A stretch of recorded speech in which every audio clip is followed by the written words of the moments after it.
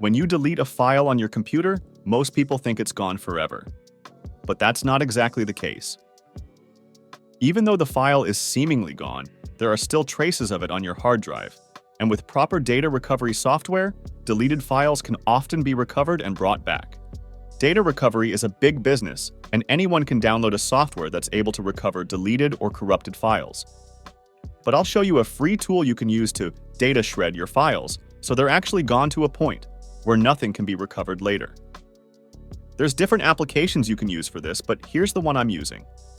This is actually a data recovery software that can be used to restore files that were deleted, or to restore files from a hard drive or SD card that's corrupted or not mounting properly.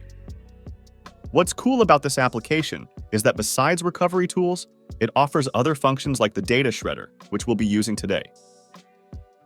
You can shred a specific file, folder, or an entire hard drive.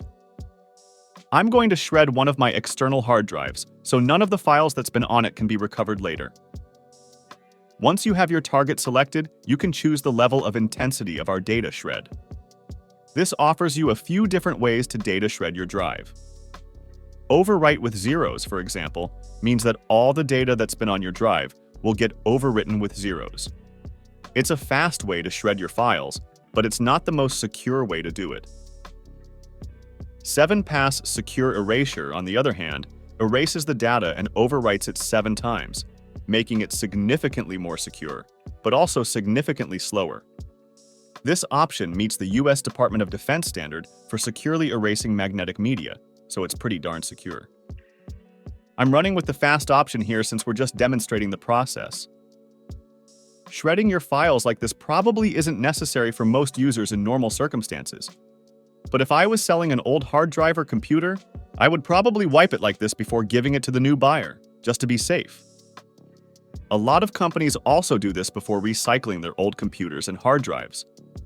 They don't want to throw anything in e-waste that might contain sensitive company data, so they want to make sure everything is securely erased before getting rid of old computers. And I would do the same thing as a private user if you're getting rid of your old computers. So there you have it. My hard drive is just about done, and it'll be nice and clean after this. I hope this helped you understand a little better how deleting files work, and how to make sure no one can recover your old files.